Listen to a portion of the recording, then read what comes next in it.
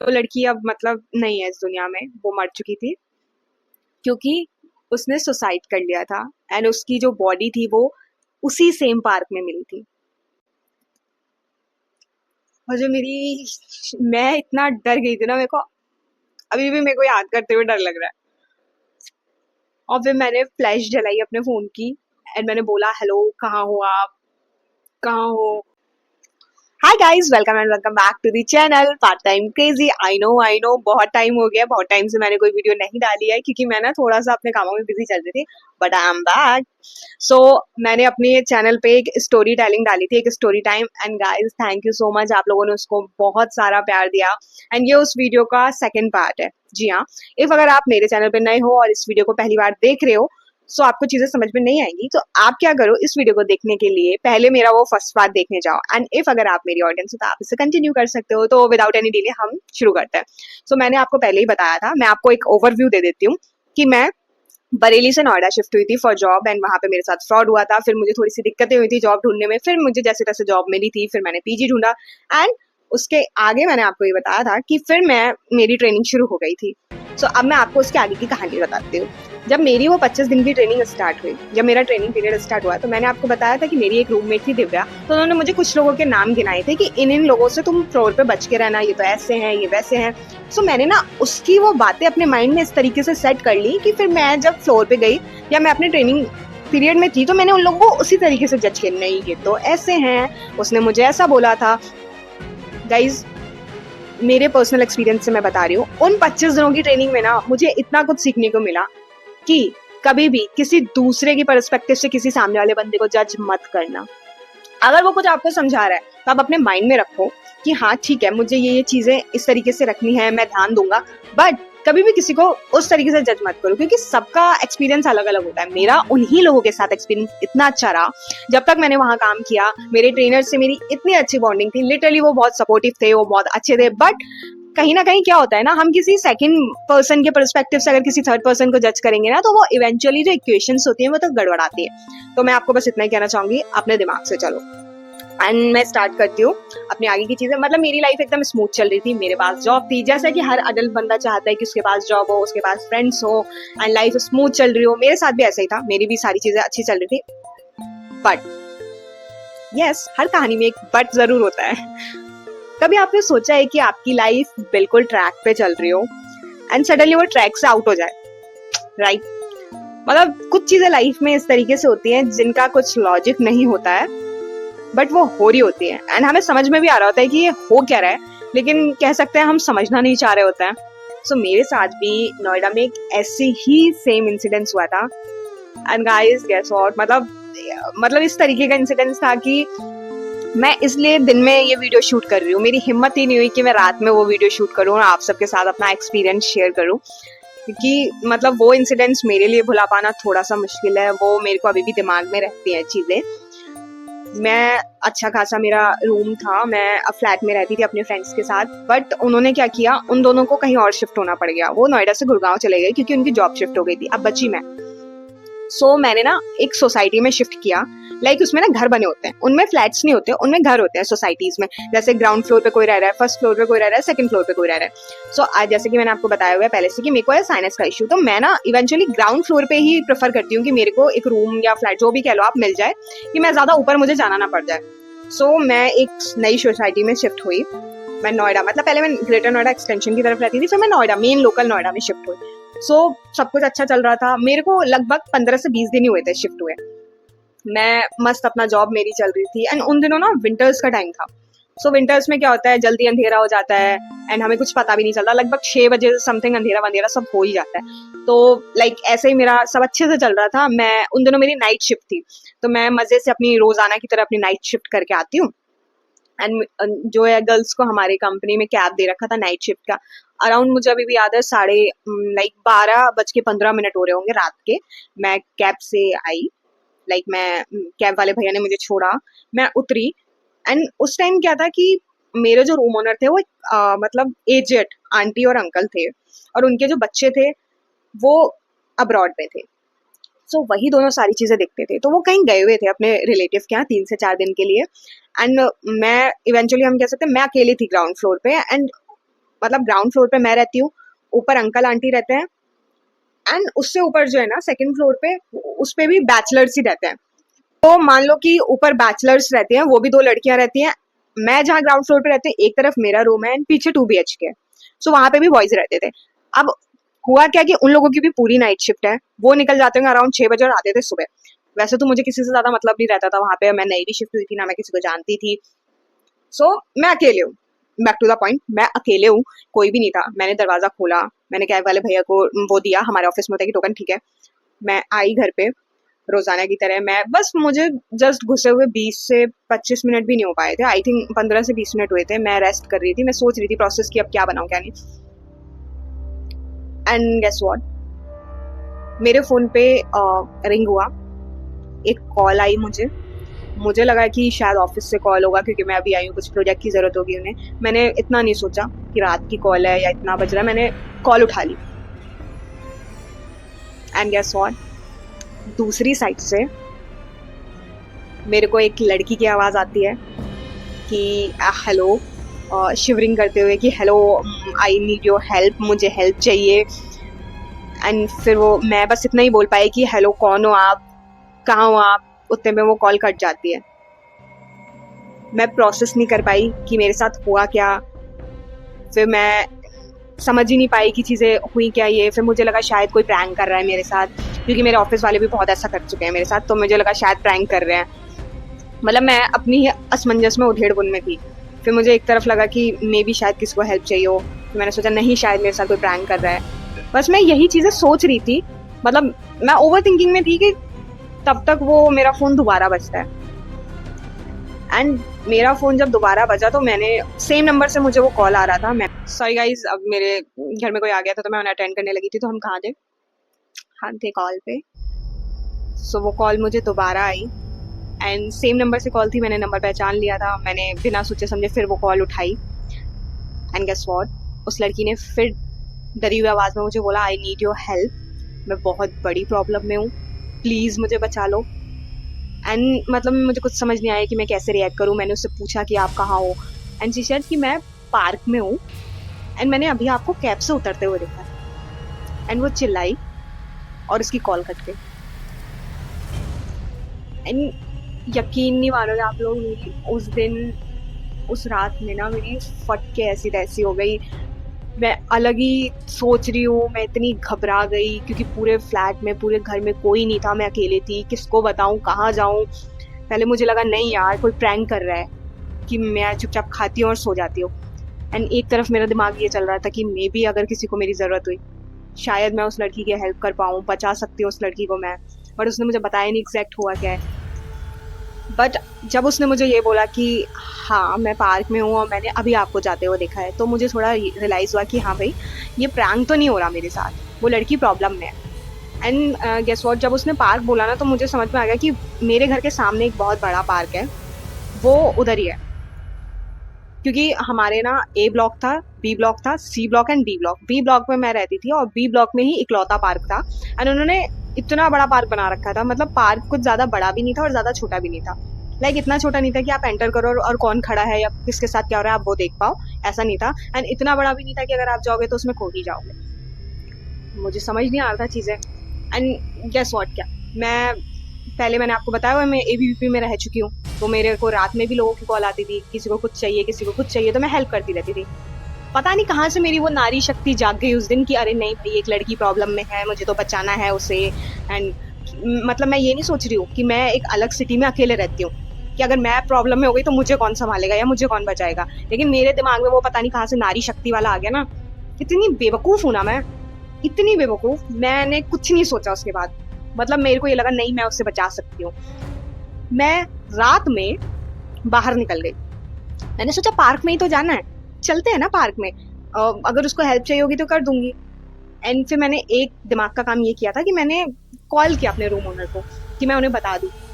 लेकिन उनका कॉल नहीं लगा। मेरी किस्मत भी बहुत अच्छी है। एंड मैं गई, मैं डरते डरते गई हूँ लिटरली पार्क में, और कोई भी नहीं है। और एक तो विंटर्स का टाइम है, मुझे कुछ दिख भी नहीं रहा आगे क्या चल रहा है क्या नहीं चल रहा है।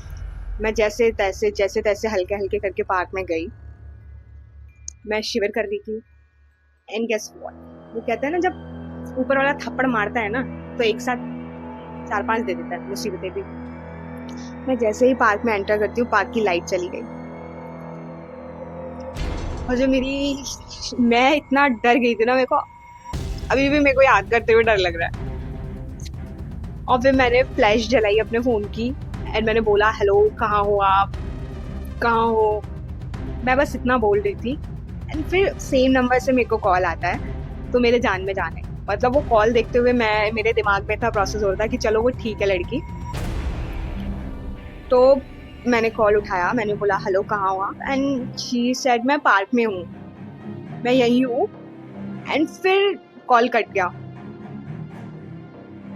एंड फिर मुझे पीछे से मेरे अंधेरे में किसी के चलने की आवाज़ आती है। तो मेरा थोड़ा सा ध्यान में जाना आया कि हाँ, उस लड़की ने मुझे कॉल किया, वो यही है और वही आ रही है। तो मैं थोड़ा सा कॉन्फिडेंस में आई अपने कि सब कुछ ठीक है। मैं जैसे ही पीछे पलटती हूँ, वहाँ कोई नहीं था। मतलब मैं एक तो संभली जैसे तैसे, मैं डर के मारे इतनी, मेरे को समझ रहे हो, इतना घबरा गई थी ना मैं उस टाइम पे। फिर मेरे को दोबारा उसी नंबर से तुरंत कॉल आता है और इस बार मेरे को सिर्फ एक भारी आवाज में मैंने बोला, हेलो मैं यहाँ हूँ, आप कहाँ हो, ठीक हो, परेशान तो नहीं हो। बस एकदम से मेरे को आवाज आती है हेलो, और मुझे तेज तेज सांसों की आवाज आती है। एंड वो मतलब पहले मुझे कम कम सांसों की आवाज आ रही थी, फिर वो सांसों की आवाज लाइक बढ़ रही थी ऐसे, लाइक लिटरली मुझे इस तरीके से सांस की आवाज आ रही थी मेरी कॉल पे। मेरे चारों तरफ अंधेरा था। मैं फ्लैश लाइट लेके पार्क में बेवकूफ़ों की तरह खड़ी भी हूँ, किसी ऐसे शख्स को बचाने के लिए जिसको मैं जानती ही नहीं हो, ना कभी मिली हूँ। एंड मैं जो उसके बाद हनुमान चालीसा पढ़ते हुए चिल्लाते हुए जो भागी हूँ ना, इतनी तेज भागी हूँ मैं, इतनी तेज भागी, आई स्वेयर अगर मैंने इतनी तेज भागा होता ना तो गोल्ड मेडल मिल गया होता मुझे। मैं इतनी तेज भागी, कुछ भी नहीं देखा उसके बाद कि कौन मुसीबत में है कौन नहीं होगा। मैंने ये सोचा बस अब तो मैं खुद को बचा लूँ, वही बड़ी चीज़ है। एंड मैं इतनी तेज भागी कि मैं फिर सीधा अपना रूम में आई, मैंने रूम लॉक किया एंड मैं रोने लगी। मतलब वो सिचुएशन ऐसा था ना कि ना मैं किसी को कॉल कर सकती हूँ, मैं क्या बोलूँ कि मेरे साथ हुआ क्या उस टाइम पे। एंड आप यकीन नहीं मानोगे, विंटर्स के टाइम पे मेरे को पसीना आ रहा था, मेरे कपड़े गीले हो गए थे और मुझे समझ नहीं आ रहा था, मैं उस टाइम इतना लाइक मैं शिविर कर रही हूँ, मैं रो रही हूँ, मुझे समझ नहीं आ रहा कि मेरे साथ हुआ क्या। और मैं बेवकूफ होगी, मैं बाहर पता नहीं क्यों चली गई क्या सोच के। मैंने दरवाजा बंद किया, मैं पूरी रात शिविर करती रही। फिर मुझे सेम ही नंबर से कॉल आ रहा था, मैंने कॉल नहीं उठाया इस बार। एंड मेरे को 2 से 3 बार सेम नंबर से कॉल आया, मेरी हिम्मत नहीं हुई कि मैं उस कॉल को उठाऊं। एंड मैं पूरी रात जगती रही। मैंने सोचा अगर मैं इस टाइम पे मेरे मम्मी पापा को कॉल करती हूँ, मैं अकेली रहती हूँ, मेरे मम्मी पापा भी परेशान होंगे मेरे साथ। और रात में मैंने 1-2 फ्रेंड्स को ट्राई किया, क्योंकि सब सो रहे होते हैं यार, रात के 1 बजे आपके लिए कौन ही वेट करेगा। मतलब मेरी हिम्मत ही नहीं हो रही थी, मैं पूरी रात शिविर करती रही। मैं जैसे तैसे सुबह हुई और अंकल आंटी आ गए थे, ये तो शुक्र मनाओ। मैंने ऑफिस भी नहीं गई थी मैं। फिर वो आए, मैं रोते रोते उन्हें सब बताया and they were like shock कि ये क्या हुआ। उन्होंने संभाला, आंटी ने मेरे को खाने पीने को दिया कि नहीं बेटा कुछ नहीं होता। उन्होंने पुलिस को तुरंत बुलाया कि ये क्या चल रहा है। मतलब मैंने पुलिस को सब बताया कि देखो ऐसा ऐसा है और इस नंबर से मेरे को कॉल आई है और मेरे पास रिकॉर्डिंग भी है। मतलब मेरे साथ ऐसा क्या होता था कि लाइक मेरा ना, मैं कुछ चीज़ें भूल जाती हूँ, मैं भुलक्कड़ हूँ। तो मैं रिकॉर्डर ऑन रखती थी अपने फ़ोन का कि मेरे से जिसकी जो बात हुई, लाइक ऑफिस में मेरी जिससे बात हुई, अगर उन्होंने मुझे कोई इंपॉर्टेंट काम दिया प्रोजेक्ट, तो मैं सुनती थी रिकॉर्डिंग कि हाँ ये है, मुझे ये करना है, हो जाता था। एंड गेस व्हाट गाइस, सारी रिकॉर्डिंग थी उस डेट की मेरे पास, किस किस से मेरी बात हुई है। बट उस नंबर से मेरी बात हुई है 1 मिनट, आधा सेकेंड, लाइक आधा 30 सेकेंड्स, 1 मिनट पूरा दिखा रहा है कि मेरी उस नंबर से बात हुई है। बट वो रिकॉर्डिंग नहीं है वहाँ पर। इवन उसके आगे की रिकॉर्डिंग है, उसके पीछे की रिकॉर्डिंग है, बस उस नंबर की कोई रिकॉर्डिंग ही नहीं है मेरे फ़ोन में। मैं शिविर कर रही थी तो मुझे समझ नहीं आ रहा था एकदम से सडनली मेरे साथ हुआ क्या। मैंने पुलिस वाले आए, मैंने उनको दिया नंबर, मैंने कहा देखो ये नंबर है एंड रिकॉर्डिंग, मेरी बात हुई है, रिकॉर्डिंग होती है। उनको भी समझ नहीं आया। एक मतलब कांस्टेबल थे, वो थोड़ा पूजा पाठ करते थे, लाइक चीज़ों को मानना वानना। लेकिन जो पुलिस वाले आए थे ना, वो थोड़े से लाइक प्रैक्टिकल लॉजिक वाली थोड़ा सा थे। उन्होंने मुझे समझाया, बेटा परेशान नहीं हो, एंड जो भी परेशान कर रहा होगा आप टेंशन मत लो, हम शाम तक जो इन्वेस्टिगेट करते हैं एंड आपको बताते हैं। उसके बाद मैं पूरा दिन अंकल आंटी के साथ ही रही थी, मेरी हिम्मत ही नहीं हुई कहीं जाने की। एंड गेस व्हाट, शाम को जब वो पुलिस वाले आते हैं, वो एक दूसरे की तरफ देख रहे हैं कि क्या बोले। फिर उन्होंने अंकल आंटी को चीज़ें बताई। फिर अंकल आंटी ने मुझे बुलाया कि बेटा ये कुछ बोलना चाह रहे हैं। मैंने बोला जी, क्या किसने किया या क्या भी था ये। And then guess what, police वालों ने मुझे बताया कि ये नंबर पिछले 3 महीने से एक्टिव नहीं था, एंड ये एक्टिव जैसे ही हुआ, इसकी पहली कॉल भी मेरे को आई है और लास्ट कॉल भी मेरे को ही आई है। मेरे को थोड़ा सा सुन के एकदम वो लगा, क्या। एंड उससे पहले जो ये नंबर यूज़ कर रहा था वो एक लड़की थी। एंड उन्होंने मुझे बताया जिस घर में मैं रह रही हूँ उसके जस्ट सामने वाले घर में वो लड़की रहती थी। एंड मैं थी इसलिए बोल रही हूँ कि उन्होंने मुझे इन्वेस्टिगेट करके बताया कि वो लड़की अब मतलब नहीं है इस दुनिया में, वो मर चुकी थी क्योंकि उसने सुसाइड कर लिया था। एंड उसकी जो बॉडी थी वो उसी सेम पार्क में मिली थी। मतलब उसने क्यों किया, कैसे किया, किसी को नहीं पता चला। एंड आई मतलब मैं डाइजेस्ट नहीं कर पा रही थी कि ये क्या चल रहा है। एंड उतने में वो कांस्टेबल अंकल बोलते हैं कि बेटा हिम्मत रखो, अकेले रहते हो, समटाइम चीज़ें ऐसी होती हैं लॉजिक से परे कि ना आप जानते हो ना मैं जानते हो। ये सुन के ना मैं प्रोसेस ही नहीं कर पा रही थी कि मेरे साथ चल क्या रहा है। एक तो मैं नई सोसाइटी में शिफ्ट हुई हूँ, मुझे 15 से 20 दिन हुए, ना मैं किसी को जानती हूँ ना कोई मुझे जानता है। और उसके बाद भी मेरे साथ ही क्यों इतने लोग रहते हैं उस मकान में। मैंने उनको बोला कि नहीं, आप इन्वेस्टिगेट कर लो, अगर मेरी कोई हेल्प चाहिए मैं कर दूंगी। उसके बाद मैंने विदाउट कुछ सोचे समझे तुरंत अगले 2 दिन में अपना सामान जो पैक किया है ना, और मैं निकल गई। मेरे को अंकल आंटी बोलते हैं कि बेटा अभी हम तुम्हें जो है ना, जो तुमने सिक्योरिटी से डिपॉजिट की थी हम अभी नहीं दे पाए। मैंने बोला सिक्योरिटी भी आप ही रखो, मुझे नहीं चाहिए कुछ, मेरी जान से बढ़कर मेरे लिए कुछ नहीं है, मुझे चाहिए ही नहीं कुछ। मैं सिक्योरिटी भी वहीं छोड़ा। मतलब मुझे 15 से 20 दिन हुए थे, मैंने सोचा कहीं भी जाऊँ लेकिन मेरे को यहाँ नहीं रहना। मैंने वो बदल दिया, अपना रूम ही चेंज कर दिया, मैंने नई सोसाइटी में ले लिया। मेरी फ्रेंड के यहाँ रही थी मैं 1 हफ्ते, जैसे तैसे परेशान होके, जब तक मुझे रूम नहीं मिला। एंड इवन उसके बाद भी उस सेम नंबर से मेरे को 1 से 2 बार कॉल आया, मैंने डर के मारे वो नंबर भी चेंज कर दिया। अभी मैं शांति से अपने नए सोसाइटी वाले रूम में रह रही हूँ। लेकिन फिर मुझे कुछ ऐसा चीज़ पता चली जिसने कहानी का प्लॉट ही चेंज कर दिया। एंड गाइस, जब भी मैंने नए रूम में शिफ्ट हो गई 1 हफ्ते बाद, मुझे क्या पता चलता है, मेरे को सेम पुलिस वालों ने बुलाया अंकल आंटी के घर पे। मैंने सोचा जाके देख लेते हैं कि क्या था, जो भी था। मेरी हिम्मत नहीं हो रही थी, मैं डरी हुई थी कि मेरे साथ क्या, क्योंकि मैं वो रात भूल ही नहीं पा रही थी यार। मैं अकेली थी और मैं बुद्धू हूँ ना, जो चीज़ें एकदम से कर देती हूँ। मैं गई, फिर मुझे पता चलता है कि अंकल आंटी के जो रिलेटिव थे कोई, वो घर का जिस घर में मैं रहती थी उनसे उनकी कुछ रंजिश चल रही थी उस घर को लेकर कि हमें बेचना है। वो उस घर पे कुछ और बनवाना चाह रहे होंगे या उसे सेल आउट करना चाह रहे थे। अंकल आंटी बूढ़े थे, वो नहीं दे रहे थे क्योंकि उन्होंने अपनी मेहनत से बनाया हुआ था। और इवेंचुअली क्या होता है ना, जितने भी हम लोग होते हैं जो रूम लेते हैं, तो हमें अपनी डिटेल्स फिल करनी होती है, नंबर, हम कहाँ जॉब करते हैं, सब डिटेल्स हमें बतानी होती है। तो वो डिटेल्स उन लोगों के पास चली गई थी और उनकी ये पूरी प्लानिंग प्लॉटिंग थी एक एक करके हम सबको भगाने की, और उन्होंने स्टार्टिंग मेरे से की। बट अनफॉर्चुनेटली वो पकड़े गए और उनको अच्छा खासा जुर्माना लगा हुआ है एंड 3 महीने की उनको जेल भी हुई है। मतलब अपने उसके चक्कर में उन्होंने मेरे को इतना गंदा ट्रॉमा दे दिया। तो मैं आप लोगों को बता रही हूँ, अगली बार कहीं रूम लो तो प्लीज सेफ्टी से चीजों को चेक करके लो अच्छे से, क्योंकि आप अकेले रह रहे हो बाहर, आपको देखने वाला कोई नहीं होता। अगर तबीयत खराब है तो हम लोगों को हमारा खुद का ध्यान रखना है। एंड इस बार जब मैंने रूम लिया ना, बहुत देख दाख के लिया था। So this is my story कि मैं नोएडा में कैसे सर्वाइव कर रही हूँ एंड क्या क्या इंसिडेंट्स मेरे साथ हुए। अभी मेरे पास बहुत सारी चीज़ें आप लोगों को बताने के लिए, बट इस पार्ट में इतना ही। मिलती हूँ आपके साथ नेक्स्ट वीडियो में, तब तक के लिए अगर आपको मेरी ये वीडियो पसंद आई हो तो please like, share and comment on this video. And ऐसे ही प्यारी प्यारी स्टोरी टाइम्स के लिए या इन्फॉर्मेटिव वीडियो के लिए, ऐसे ही बबली वीडियोज़ के लिए मेरे चैनल को सब्सक्राइब करें। Thank you for watching, bye bye.